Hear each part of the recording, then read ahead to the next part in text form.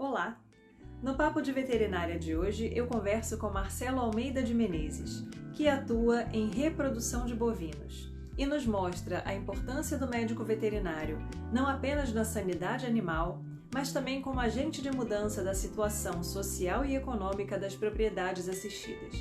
Quer saber mais sobre essa área? Então vem com a gente!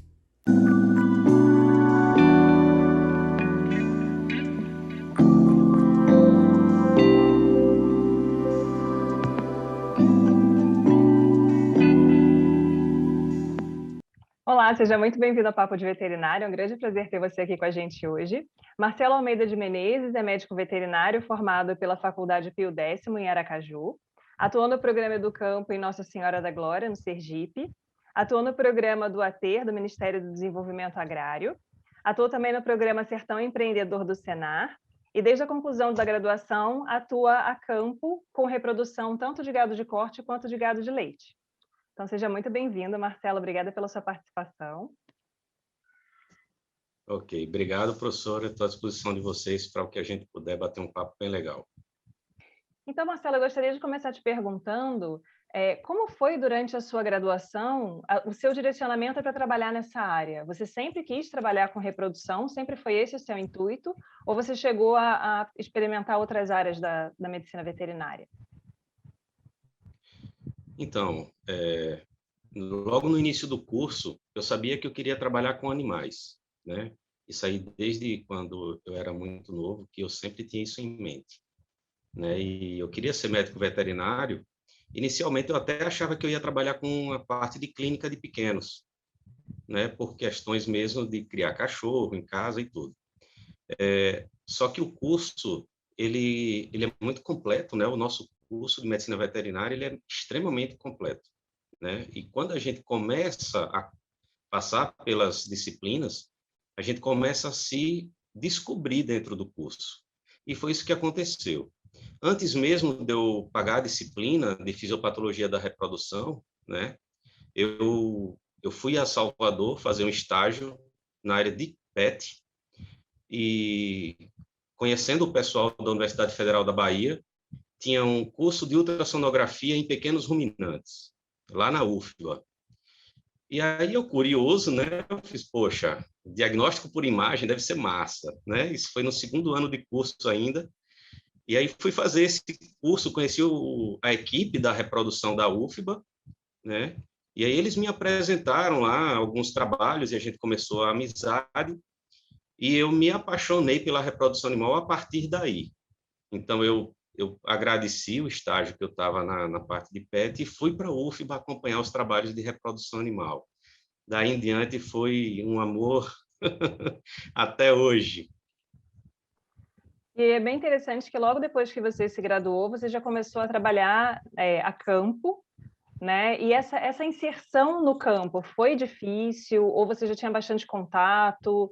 Você já sabia, né? Já tinha conseguido juntar o material que precisa para trabalhar nessa área? Como é que foi esse início de carreira para você? O início não foi fácil, né?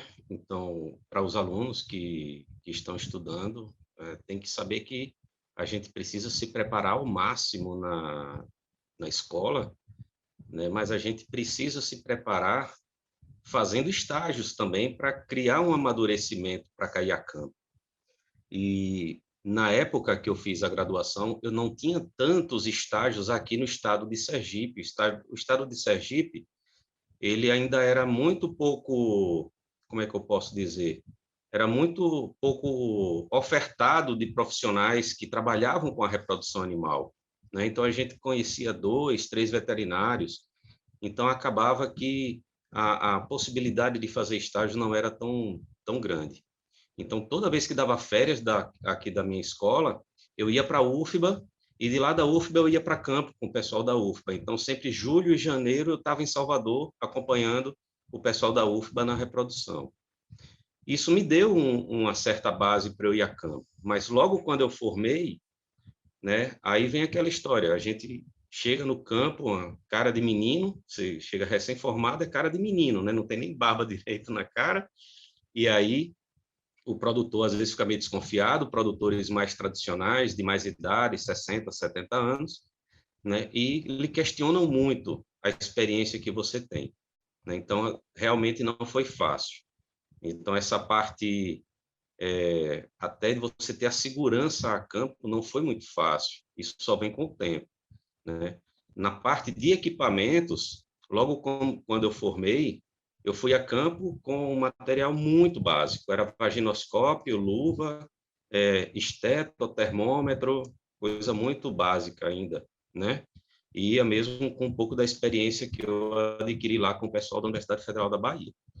E só que aí quando eu formei em 2004, 2005 para 2006, eu fiz assim, o maior investimento que eu fiz na minha profissão até agora, que foi eu precisava melhorar a qualidade do serviço a campo, então eu fiz um investimento num aparelho de ultrassonografia portátil, que na época poucos veterinários ainda estavam usando. Aqui em Sergipe eu não tinha conhecimento de nenhum na área de bovinos.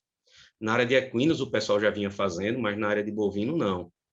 Então eu fiz esse investimento no aparelho de ultrassom, né? E aí sim o negócio começou a andar um pouco mais, porque com o diagnóstico de imagem, o produtor ele fica mais seguro no que você está falando, né? É aquela historinha do ver para crer, né? Então você estava fazendo ultrassom ali no animal, né? Aí o produtor, tá preso, tá vazia. Você mostra na imagem, explica para ele, e ele se sente mais seguro e começa a confiar um pouco mais. Não é que o ultrassom é indispensável, gente, não é por aí, mas isso realmente ele me deu uma certa credibilidade a campo. Sim, e aí esses trabalhos que você fez, né, em vários locais diferentes, eles tinham um caráter mais de extensão e de assistência aos produtores na região? Nos programas que eu participei, sim. Ele meio que não foi muito aceito pelos produtores. Uma questão cultural mesmo. Ele acabou que não deu certo, não foi adiante, né? Depois do campo, eu ainda participei do ATER, que é do Ministério do Desenvolvimento Agrário. Então, a gente trabalhava em assentamentos do Movimento Sem Terra, né, remunerado pelo governo federal, e a gente fazia toda essa parte de extensão rural, tentando melhorar a qualidade de vida do homem do campo, a partir do melhoramento daquelas condições de produção que ele tinha. Então, às vezes, o pessoal tinha a silagem de milho, mas não sabia balancear uma dieta básica para poder usar na alimentação animal. Então, ele tinha um baita de um produto na mão e, às vezes, desperdiçava, né? A criação das bezerras era muito negligenciado nos assentamentos. Enfim, então a gente também deu essa contribuição. O programa Sertão Empreendedor, que é do Senar, na verdade, ele tem uma visão muito mais gerencial do que produtiva, né? E isso aí foi lançado pelo Senar porque eles observaram com pesquisas a campo que o que estava impactando muito mais o desenvolvimento dos produtores não era a questão genética, não era a questão nutricional, era a questão de gestão. Então, o pessoal às vezes fazia o seguinte: eu vou fazer inseminação artificial nos meus animais para melhorar a minha genética. A genética, muitas vezes, deles já está muito boa, né? Só que eles não conseguiam gerir o que recebia. Então, às vezes pegava o dinheiro da fazenda, usava todo o dinheiro da fazenda, quando era no ano seguinte que ia fazer a silagem de milho, ficava apertado porque usou indevidamente aquele dinheiro. Às vezes, muitas vezes, né, eles não comercializavam fêmeas, só comercializavam os machos, né? Eu estou falando de bovinocultura de leite. Então, acabava que as propriedades ficavam inchadas. Então, o produtor dizia assim: Marcelo, a conta não fecha, a conta não fecha. E quando a gente ia fazer a conta, a gente via que as vacas de leite elas estavam com um peso muito grande nas costas, porque só elas geram renda imediata para a propriedade.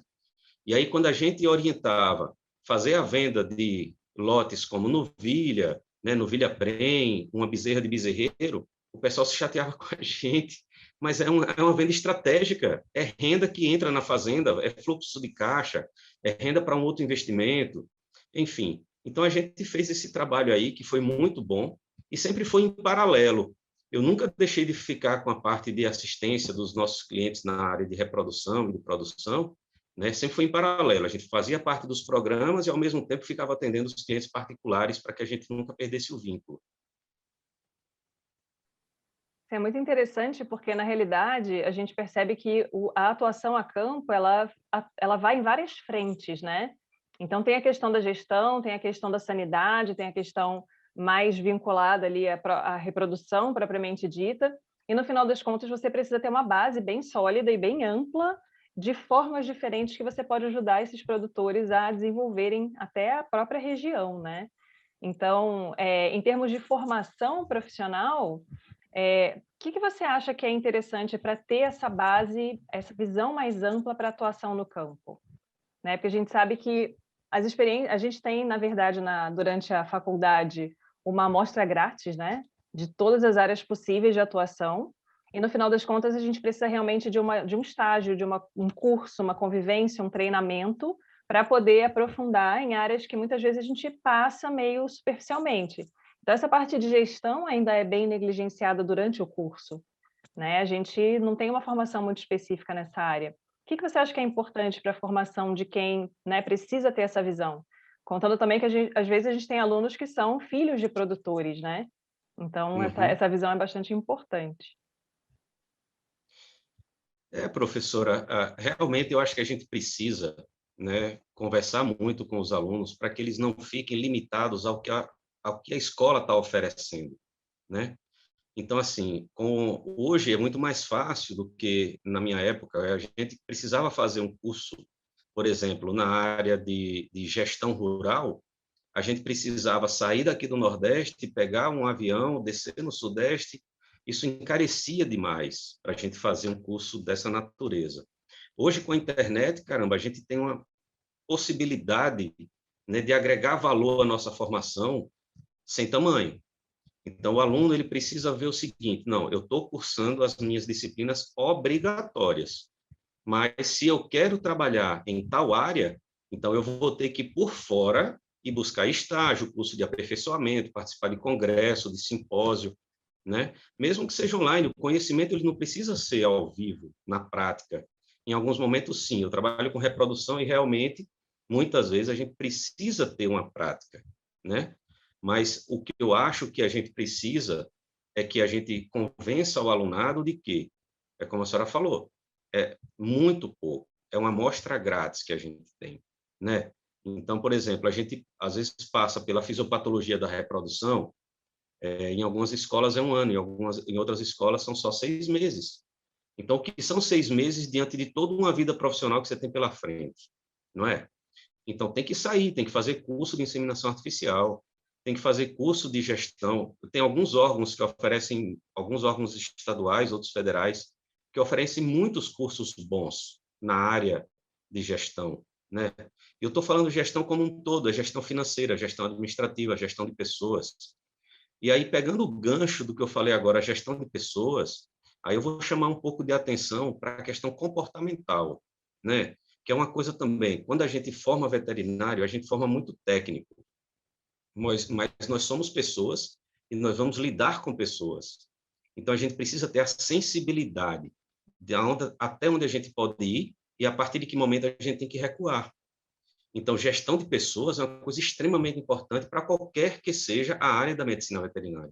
Você abre uma clínica ou um pet shop, você vai ter a sua secretária, você vai ter o seu ajudante, você vai ter a servente, e você vai ter o seu cliente que vai estar chegando para lhe abordar no consultório ou na clínica, né? Você é da área de inspeção, você está no além de inspeção, você tem todos os técnicos de inspeção ali que são seus subordinados, e você tem que saber chegar até eles de uma forma que não agrida, passar o que você quer, né? Às vezes de uma forma dura, mas não grosseira. Então, a gestão de pessoas, eu acho que é uma coisa assim, eu acho não, desculpa aí, mas eu tenho certeza que é uma coisa que a gente falha nos cursos de medicina veterinária. Gestão de pessoas é a base de qualquer coisa. Nós vivemos em sociedade. Então, não adianta eu chegar numa fazenda, ser um baita técnico em reprodução animal, se eu não sei conversar com o produtor.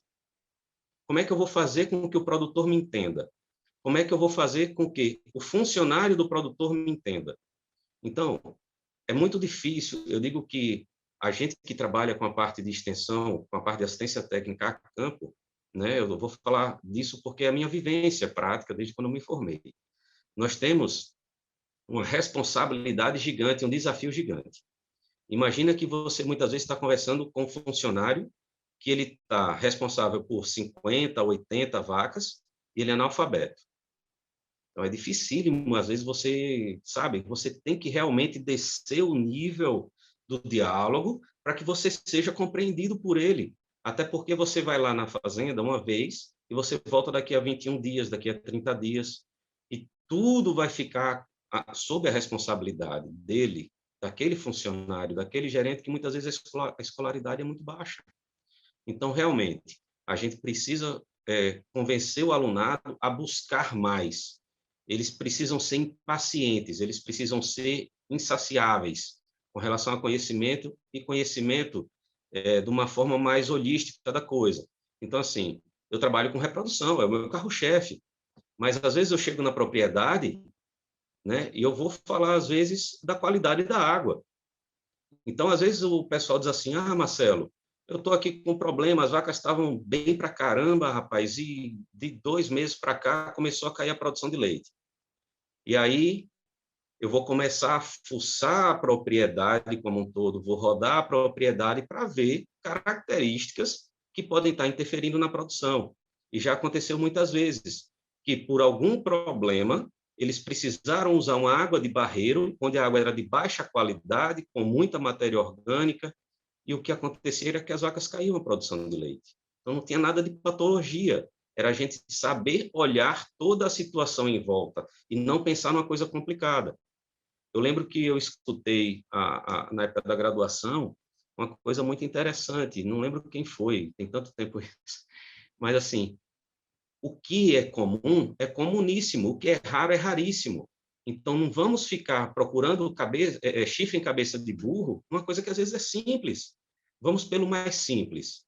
Vamos pensar no mais simples, vamos olhar em volta, vamos olhar o todo e entender o todo. E às vezes eu vejo alguns alunos, eu falo que vejo porque alguns alunos nos pedem estágio, né? Então, eles sempre querem fazer ultrassonografia. Então, não, Marcelo, eu quero passar ultrassom, eu quero ter o conhecimento de fazer ultrassonografia. Mas o todo é muito mais importante, porque a ultrassonografia é aquele diagnóstico de gestação lá no final do processo.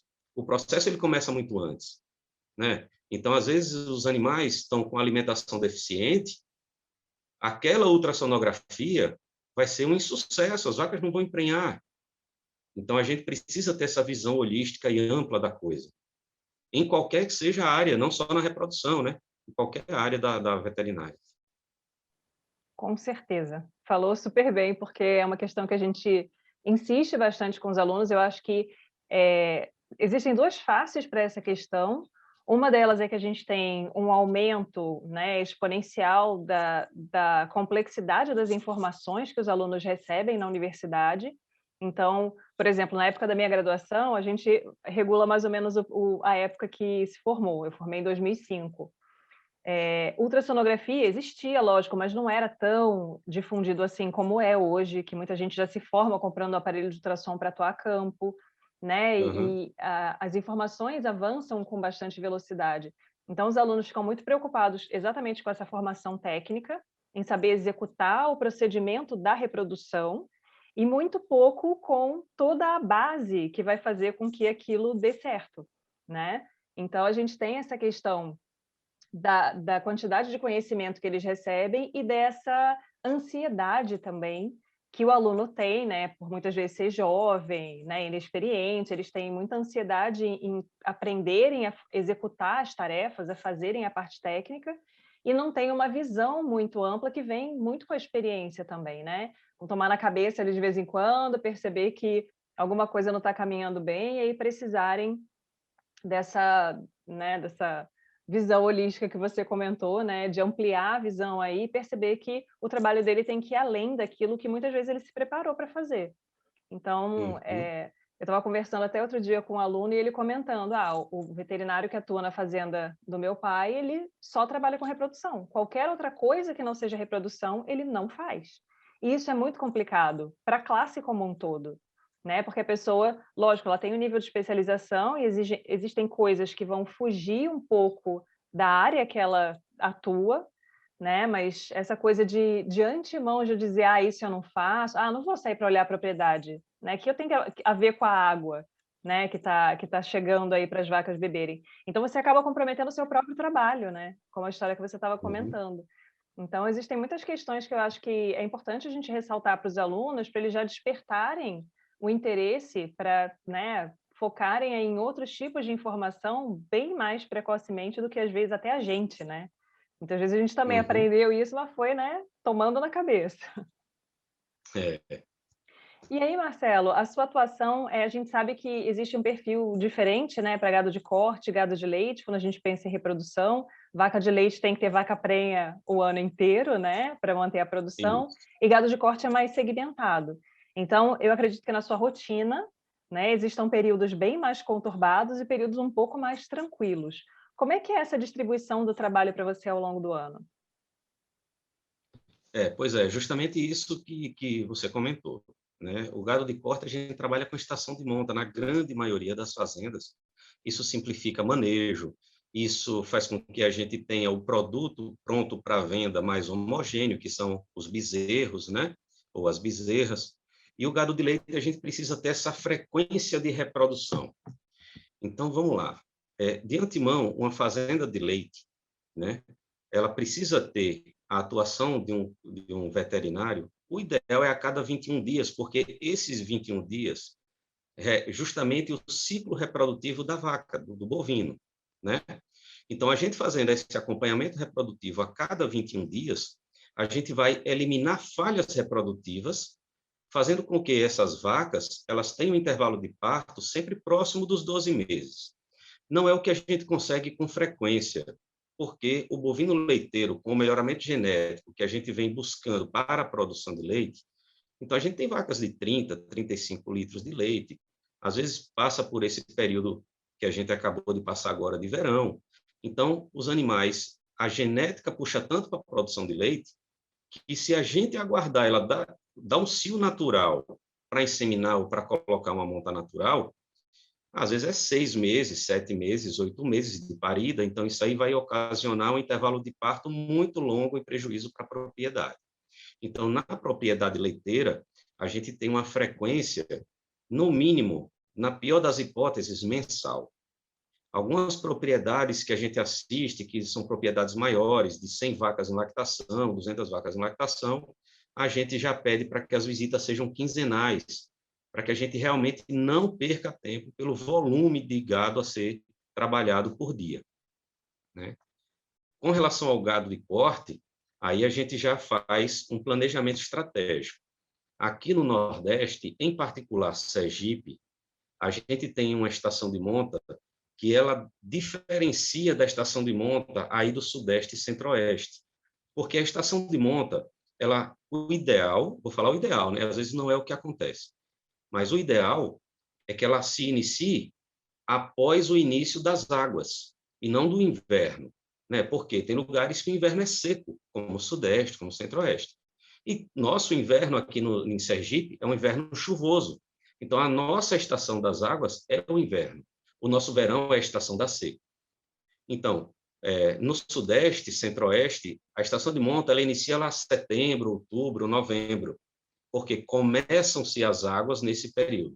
Aqui para Sergipe, a nossa estação de monta ela está começando agora. Então, eu estou num período que já comecei a rodar as fazendas de gado de corte, já para a gente fazer uma avaliação prévia dessas fêmeas, quem realmente está ciclando, se alguma vaca que pariu muito tarde no ano anterior, se ela ainda está prenhe, fazer andrológico dos reprodutores para poder a gente ver se vale a pena manter esse reprodutor na fazenda ou não.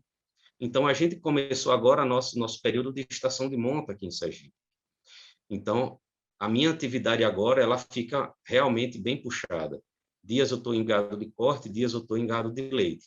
Quando chega mais no período do segundo semestre e o verão, praticamente gado de corte, a gente vai, às vezes, fazer uma vacina contra a brucelose, numa bezerrada fêmea, né? ou então propriedades que ainda não instituíram a estação de monta. Então, quando não se tem estação de monta, né, a gente vai ter vacas Nelore, né, vacas de corte, meio que parindo aí no início de maio, no meio de julho, final de setembro, e fica muito desorganizado, mas tem alguns produtores que preferem dessa forma. Muitas vezes são os produtores mais conservadores, né? Fica aquilo, eu não quero parar a minha reprodução, tirar o macho, porque no primeiro ano, para regularizar a estação de monta, ele acaba que ele vai ter que perder um pouquinho de tempo em uma ou em outra vaca, né? Foram as que pariram primeiro no ano anterior, então a gente vai ter que ter um ligeiro atraso. Mas o benefício ele vem nos anos seguintes, quando você tem todas elas parindo mais ou menos dentro da mesma estação, né? Que é a estação de nascimento que a gente chama. Então é dessa forma que a gente trabalha. E aí todo esse controle, né, porque você acaba muitas vezes, a questão do comportamento do produtor sempre vem à tona, né, às vezes as pessoas são resistentes, elas demoram a aceitar, você tem um bom serviço para oferecer, uma melhoria para aquela propriedade, mas às vezes eles são muito relutantes. Então, como é que é feita essa gestão de dados para você mostrar para o produtor o efeito que o seu trabalho está tendo sobre aquela propriedade?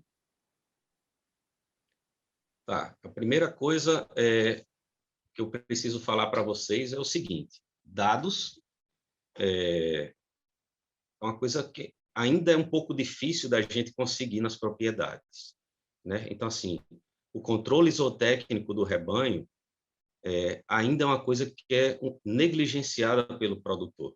Então, tem muito produtor que diz assim: Marcelo, eu anoto tudo aqui na minha propriedade, né? Ele tem um dado na mão, aquelas agendas lá de anotações de 5, de 10 anos, mas ele não tem informação. Então, o dado que ele tem é uma coisa, a informação é outra. Então, muitas vezes, a gente pega esses dados de quem tem, que é a minoria, e a gente transporta isso para um software de gestão pecuária que a gente roda com ele no nosso notebook. Porque, como eu falei no início, a escolaridade, muitas vezes, no campo, ela é um empecilho para a gente fazer algumas coisas no campo. Então, eu querer que um produtor coloque um computador na fazenda dele, que a gente instale o software e ele conseguir rodar aquele software, colocar aqueles dados, muitas vezes, na grande maioria, não roda. Então, na nossa experiência, o que foi que a gente optou? Né? A gente deixa planilhas impressas na propriedade e, durante o período que a gente não está, eles vão anotando. Então, ele anota, vaca tal pariu tal dia, foi macho, foi fêmea, o brinco que botou naquela bezerra ou no bezerro, né? Tal vaca foi coberta pelo boi, ele anota na ficha de inseminação ou de cobertura. Uma vaca que adoeceu, eu tenho uma ficha de ocorrência para ele anotar lá. Isso nos que sabem escrever. Infelizmente, tem alguns que a gente meio que pede que eles mandem pelo Zap um áudio, por exemplo. Então, assim, a tecnologia hoje ela está nos simplificando o trabalho de uma forma tão grande que até com os analfabetos a gente consegue muita coisa. Tem muito funcionário de fazenda que eles conversam com a gente semanalmente. Então, às vezes, a gente saiu da propriedade e 3 dias depois uma vaca teve algum problema. Ele manda um áudio para mim. Doutor Marcelo, a vaca tal, não sei o quê, está assim, assim, assim, assim. E aí a gente responde com áudio também. Pede para fazer um videozinho, ele faz um videozinho, manda para a gente. E aí a gente tenta dar um auxílio meio que à distância, né, em propriedades que a gente já faz a assistência técnica. Então, como eu falei, a coleta de dados é uma coisa, a informação é outra. Então, quando a gente pega esses dados, joga no software de gestão pecuária, a gente roda essa informação e devolve para o produtor essa informação, digamos assim, digerida, aí a gente consegue mostrar a ele o quanto que é importante esse trabalho do médico veterinário. Eu só vou abrir um parênteses aqui, vou dar um exemplo muito real que aconteceu há um mês atrás. Uma propriedade que a gente começou a assistir há 6 meses.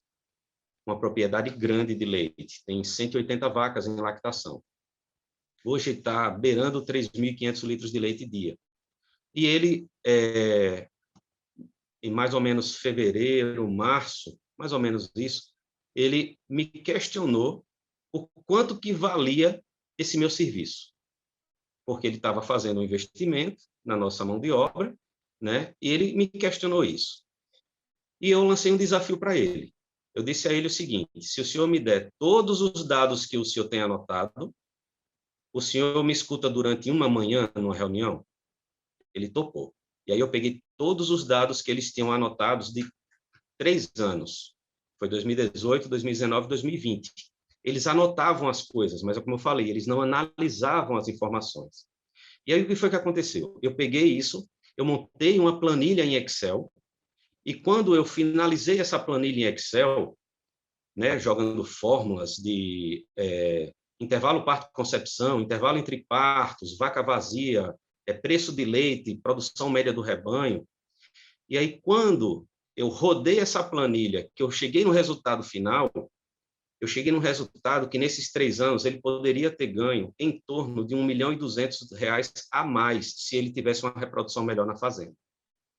Então, só com relação a intervalo entre partos estourados. É vaca que pariu em 2018, não emprenhou, não pariu em 2019, ficou seca lá no pasto, botou o boi, só foi parir em 2020. Eu peguei esses dados, joguei numa planilha em Excel, e quando ele olhou que ele estava deixando de ganhar mais ou menos R$400.000 por ano a mais de leite, ele disse bem assim: Marcelo, 2 visitas não é pouco, não?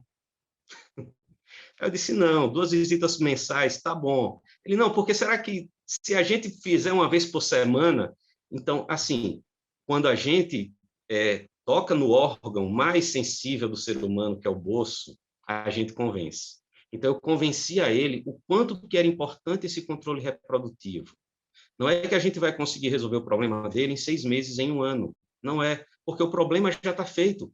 Imagina que ele, quando a gente chegou lá, ele estava com 150 vacas em lactação, mas ele tinha 260, se eu não me engano agora, se não me falha a memória, vaca seca. É um absurdo isso, pensando-se em pecuária leiteira, né? A proporção vaca em lactação, rebanho total, diz muito da reprodução na fazenda. E na hora que a gente realmente... Aí onde está, sabe? A gente precisa ter conhecimento e a gente precisa ter muito tato, até para saber falar com o produtor, né? Quando eu marquei essa reunião com ele, eu fiquei muito preocupado, porque ele é um senhor de 70 anos de idade. Eu fiquei com medo dele infartar. E, realmente, quando eu apresentei esse dado para ele, ele é brancão, ele ficou vermelho e calado. Eu digo: meu Deus do céu, vou ter que ligar para o SAMU daqui no meio da roça, e agora o que é que eu faço? Mas, no final das contas, ele viu realmente que, se não fizer um acompanhamento reprodutivo periódico... E olha que eu estou falando só da reprodução, não estou falando da nutrição, da sanidade, conforto animal, manejo de águas residuais, enfim, de todo um todo que a pecuária de leite necessita. É bem importante isso, né? Porque existe realmente essa distância, né? Esse vácuo entre o dado e a informação que você comentou, né? E o papel do médico veterinário em saber traduzir isso para o produtor. Porque não basta você chegar lá e dizer: olha, eu tenho o melhor aparelho de ultrassom, vou passar ultrassom nas suas vacas, vou fazer maravilhas aqui. Você tem que ser um pouco mais concreto do que isso, né? Exatamente para botar o dedo na ferida, o bolso, né? E aí isso aí passar a ser uma fonte de incentivo, né? E a troca entre você, o profissional, né, e o produtor acaba sendo bem maior. Muito importante isso que você acabou de tocar aí nesse assunto, que é a gente saber falar com o produtor de uma forma que ele entenda. Então, por exemplo, logo quando a gente forma, a gente vai para o campo e fala com o produtor assim: porque o nosso serviço aqui na propriedade do senhor vai reduzir o intervalo parto-concepção, vai reduzir o intervalo entre parto das vacas, vai melhorar a CCS, vai melhorar a CBT do rebanho, e o produtor fica igual a lagartixa. Então, ele não entende nada, mas ele fica só assim. Sim, aham. Você sai na cancela, aí ele deve ficar assim: pô, aquele cara é um louco, velho, eu não entendi nada do que ele falou, como é que eu vou contratar ele? Então, a gente precisa detalhar, debulhar esse dado. Então, assim, por exemplo, eu acho que realmente a gente precisa falar de números, e números que eu falo, não é que a gente não vai ser técnico, mas a gente precisa ser técnico e a gente precisa ser claro. Então, assim, chega para o produtor e bate um papo com ele. Ah, o senhor tem quantas vacas? Ele, eu tenho 100 vacas. Quantas estão em lactação? Quantas estão dando leite? Ah, eu tenho 60. Então, de cara, você já viu que 60% das vacas adultas estão em lactação. Se o ideal é 80%, 83%, já houve falha na reprodução. De cara. Então, o intervalo entre partos desse rebanho já deve estar aí nos 14, 16 meses. Só que se você fala isso para o produtor não entende. Mas se você debulha isso dizendo o seguinte, olha, cada vaca do senhor atrasando 30 dias, se o senhor tem uma média de produção de 15 vezes 30, 450. 450 vezes as 100 vacas, por exemplo, um exemplo hipotético.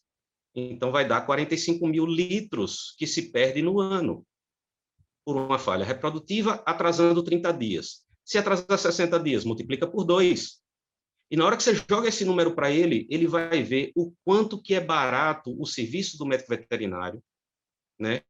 Em razão do que traz de benefício.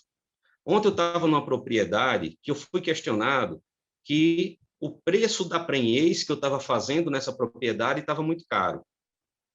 E aí eu disse a ele, eu disse, seu José, vou falar José porque o José assim, é genérico, né? Eu não posso falar nomes, né? Mas José tem em todo lugar.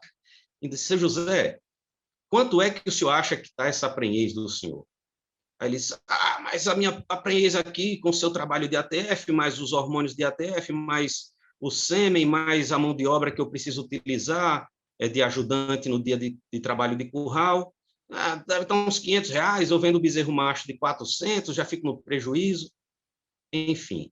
Aí eu comecei a perguntar a ele, quanto é que o senhor paga de mão de obra? Aí fui anotando na minha agenda. O senhor paga tanto de mão de obra, o senhor paga tanto de veterinário, de hormônio dá tanto, não sei o quê. Quando eu fiz a conta extremamente detalhada para ele, o custo de cada prenhez que a gente teve no ano passado foi de R$ 235, ele achando que era 500. Então, eles às vezes não sabem o que eles têm, é a questão da gestão. Eles não sabem e jogam números. Então, a gente tem que estar muito bem preparado para não emprenhar pelo ouvido, como às vezes falam, né? A gente embarcar na onda do produtor. Eu acho que a gente tem que sentir a dor do produtor, entendeu? Para que a gente, se colocando no lugar dele, a gente busque o melhor para a propriedade dele. Mas a gente não pode embarcar na onda dele, senão daqui a pouco a gente vira um prático, daqui a pouco a gente está pagando para trabalhar. Eles não fazem as contas e dizem que a gente é muito caro. Onde, às vezes, ele investe um salário mínimo no veterinário e ele, pagando esse salário mínimo, ainda sobra para ele por mês um salário mínimo e meio de lucro. Por quê? Foi bezerra que não adoeceu, foi diminuição de mastite, diminuição de descarte de leite por antibiótico, diminuição de problema de casco, melhora na reprodução do rebanho, ou seja, nós temos muito a oferecer e o nosso valor não é caro, isso eu tenho certeza absoluta. Sim, essa questão da valorização do trabalho do médico veterinário, ela está sempre em pauta, né? Exatamente por essa dificuldade que alguns profissionais têm também, né? Não tem todo o contexto geral, mas a dificuldade, principalmente acho que os mais jovens, de saberem exatamente botar o valor no seu trabalho, né? Fazer esse tipo de conta e mostrar para o produtor, não, o seu cálculo hipotético, né? Está um pouco longe da realidade. Então vamos acertar isso daqui exatamente para que, por meio desses dados, seja possível mostrar qual é o valor real que você está agregando ali naquela propriedade, né?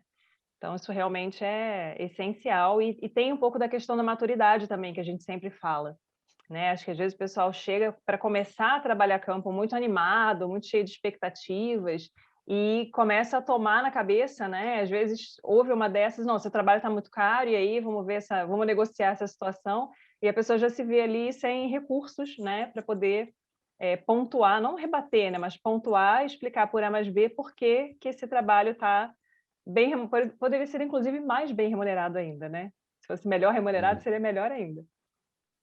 E aí, Marcelo, eu tenho colegas que trabalham com reprodução também, e uma questão que eu lembro de já ter ouvido reclamação algumas vezes é a questão física, né? Bursite, de ficar lá palpando vaca e tal. Essa preparação física também é necessária, né, para atuar nessa área? Olha, eu vou dizer que é necessária, mas eu vou ser sincero, eu sou negligente. Eu tenho bursite, tendinite, epicondilite, bico de papagaio. Sábado passado eu toquei vacas, e quando eu cheguei em casa eu não aguentava nem levantar o braço para tomar um cafezinho. Realmente a gente precisa, é extremamente importante, mas a rotina do veterinário de campo muitas vezes não permite. Então, eu sou negligente, não vou mentir, eu deveria me preocupar mais com minha saúde, né? Se a gente faz desde o início, lá, vamos supor, estou com 17 anos de formato, se desde o início eu não negligenciasse minha atividade física para fortalecimento dos meus membros, eu não estaria hoje sentindo tanta dor. Eu concordo plenamente. Mas, em contrapartida, eu justifico pela nossa rotina muito intensa. Então, o veterinário de campo, muitas vezes, ele não trabalha próximo da casa dele. Então, ele precisa acordar às 4, pegar a estrada, pega curral. Quando chega em casa, já é, às vezes, 19, 20 horas. Então, quem é que tem pique de trocar de roupa e ir para uma academia? É bem difícil. Eu estou agora nessa fase, dividindo entre, né, estação de monta do gado de corte e as fazendas de gado de leite. E realmente está muito difícil, trabalhando sábado, domingo, feriado. A gente não para. Por quê? Porque o cliente ele precisa ser atendido, né? Então, assim, por exemplo, se um cliente ele está me esperando para eu chegar lá na segunda e eu vou só na outra segunda, ele perdeu, às vezes, 8 dias de reprodução numa vaca. Isso em vaca de leite, 8 dias, uma vaca que produz 20 litros de leite, ele perdeu o quê? 160 litros de leite no ano seguinte. E essa reclamação vem sobre a gente desse atraso. Fora os imprevistos, porque nós somos veterinários da reprodução, mas na hora que aparece uma emergência, é uma cesariana, é uma vaca que está doente, é uma novilha que está doente. Então, a gente, às vezes, precisa sair de uma propriedade para atender uma emergência. Então, concordo plenamente. Se vocês que estão se formando agora conseguirem já colocar aí na agenda de vocês a academia de ginástica, façam, certo? O Pilates, eu fiz Pilates uma época que eu estava assim com a agenda mais folgada e me ajudou demais. O Pilates foi show de bola, fortaleceu, me deu maior flexibilidade no corpo, mas realmente a rotina me tirou isso aí e eu voltei a negligenciar essa parte física. Então, Marcelo, você gostaria de deixar mais alguma sugestão? Acho que você já falou bastante coisa bacana, né, com relação à formação dos alunos, a toda a abrangência da área de atuação, né, essa questão de, às vezes, não ficar muito verticalizado ali na reprodução e nas biotécnicas de reprodução. A gente tem que ter um olhar bem mais amplo para ter essa atuação a campo bem-sucedida, né, e até contribuir para o desenvolvimento social e econômico da região que a gente atua também, que é um papel importante que o médico veterinário tem. Muitas pessoas, né, às vezes não veem esse papel, né, essa engrenagem aí rodando. Então, você gostaria de deixar mais alguma sugestão para o pessoal?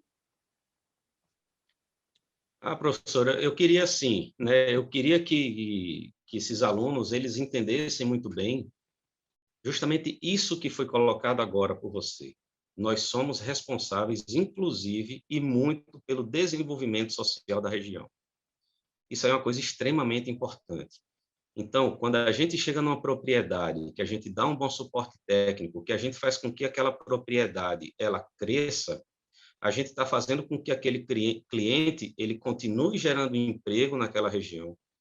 E aí são empregos diretos e indiretos, porque aquele caminhoneiro que traz a sacaria de soja, a sacaria de milho, é emprego que ele também está segurando, se mantendo na atividade, né? Outra coisa que eu queria que a gente tivesse muito em mente é que, se você vai ser muito especialista, você vai ter que ser o melhor dele.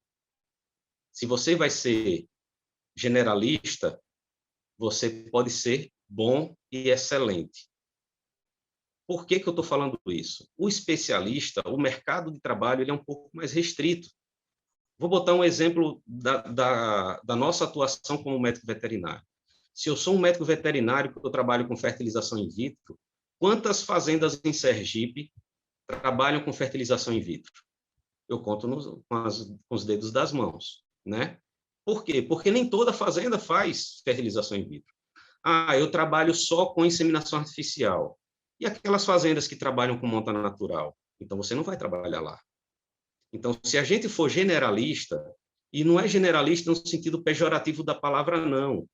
Eu queria que vocês entendessem que, quando eu falo generalista, é a gente ter uma visão ampla do negócio do seu cliente. Ou seja, se eu chego numa propriedade com uma visão generalista, Eu vou ser um veterinário de reprodução, eu vou ser um veterinário da nutrição, eu vou ser um veterinário da sanidade, eu vou ser um veterinário do bem-estar animal, porque muitas vezes o problema não está na biotecnologia que você está usando, mas está lá do outro lado, naquele pasto que o gado está, que é muito pedregoso, as vacas com problema de casco, sem conseguir andar direito, e você não foi caminhar na fazenda para conhecer a realidade da sua vaca. Então, tem coisas que a vaca conversa com a gente. Se eu chego num curral e eu começo a mexer nas vacas, na minha planilha de campo eu tenho lá o brinco da vaca, né, que muitas vezes é por nome, então a gente, em vez do brinco, anota o nome. Tem lá se ela está vazia, se está gestante, quanto tempo de gestação, e tem uma coluna da minha planilha extremamente importante para o veterinário de campo, que chama-se estado de condição corporal, o ECC. Se no final do dia eu analisar aquela condição corporal de minhas vacas, eu estou com a média de 2, opa, eu tenho que sentar com o produtor e dizer, o que foi que houve com a nutrição esse mês aqui? Suas vacas emagreceram. Suas vacas na visita passada estavam com score de 3, 3,5. O que foi que houve? Aí ele vai dizer, não, Marcelo, é porque acabou o silo, eu fiquei dando só bagaço de cana com palma e concentrado. Ah, então tudo bem, está explicado por quê. Mas a gente precisa ter essa visão generalista para que a gente não fique só inseminação, ultrassom, inseminação, ultrassom. E eu vou dizer uma coisa para vocês. Tem algumas propriedades que eu assisto hoje, que depois que eu comecei a assistir essas propriedades, o produtor, naquele cafezinho da tarde, ele solta muito bizu para a gente. Bizu é dica, né? Então, ele chega para a gente assim, rapaz, outros veterinários que passavam aqui nunca tinham falado comigo da qualidade da água das minhas vacas. Outros veterinários que passaram aqui nunca tinham ido lá na cocheira para olhar como é que está o tamanho da partícula da silagem que ela está comendo. Então, são as coisas que a gente precisa ser generalista para que a gente atenda ao produtor de uma forma como um todo. Teve um produtor que ele estava comprando um milho moído, né? E ele trocou de fornecedor.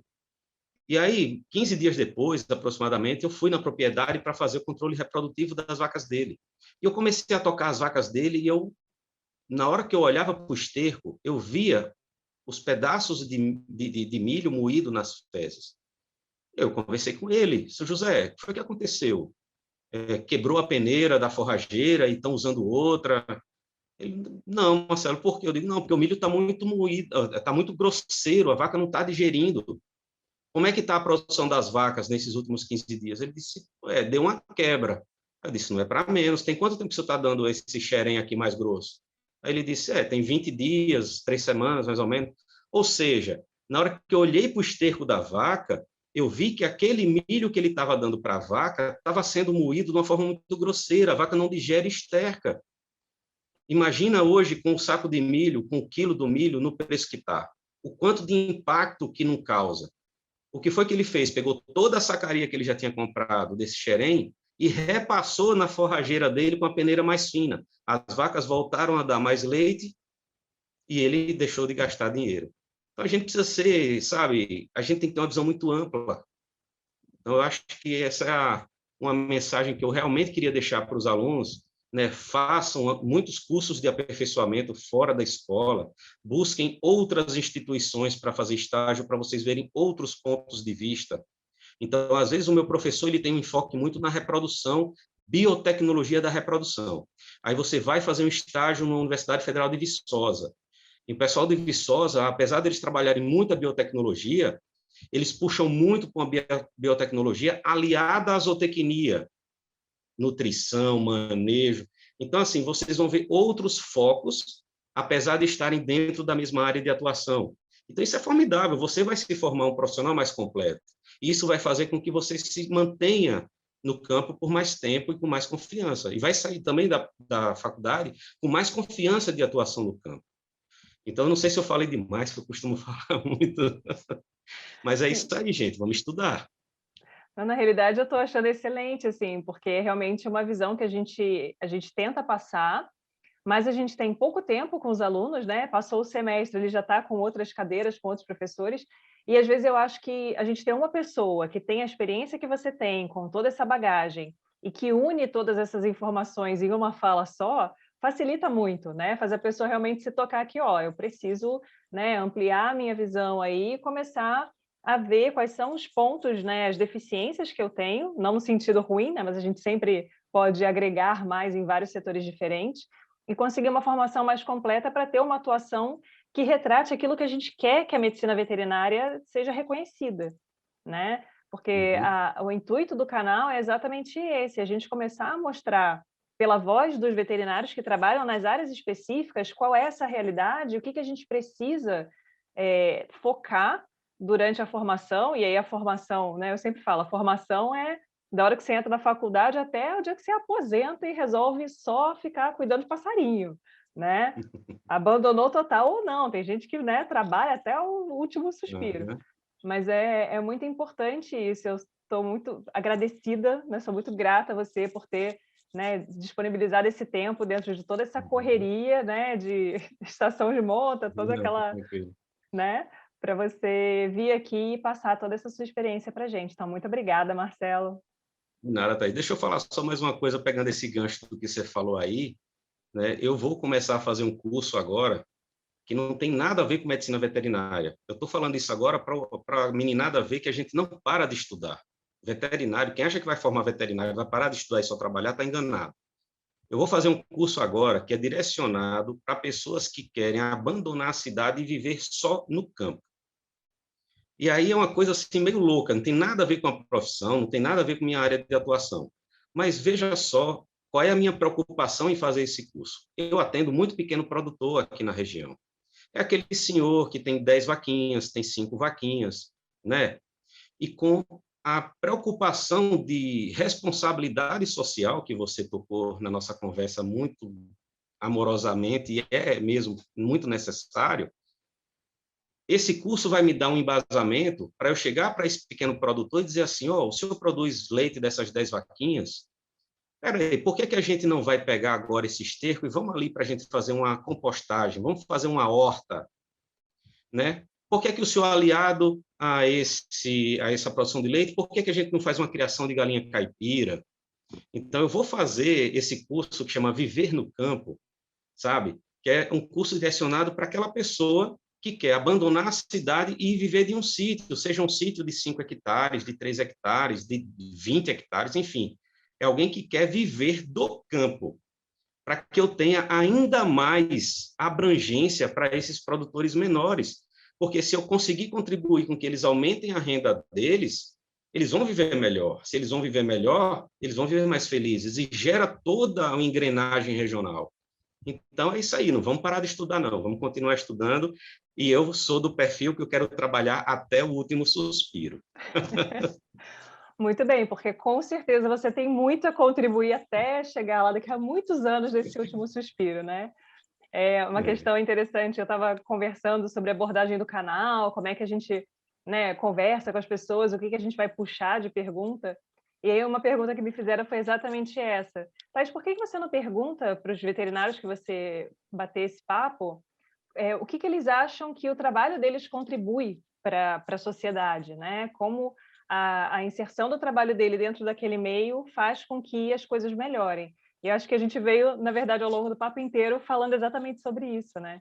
Trocando informações aí. Se você quiser depois disponibilizar o seu contato para o pessoal que tiver interesse, entrar em contato com você. Às vezes o pessoal, né, quer estágio, quer saber informação da região, como é que é. Uhum. Então, se você quiser, a gente disponibiliza o seu contato. E aí a gente É, pede. a nossa empresa tem o Insta, né, que é o Inseminar_SE. O Inseminar é o nome da nossa empresa e o SE é de Sergipe, então fica fácil de vocês lembrarem, né? Então, Inseminar_SE é o nosso Instagram. A gente sempre está colocando alguma coisa lá do nosso dia a dia, né, da nossa rotina de campo. E quem quiser ir lá no direct e fazer uma pergunta, bater um papo, a gente está à disposição. Maravilha.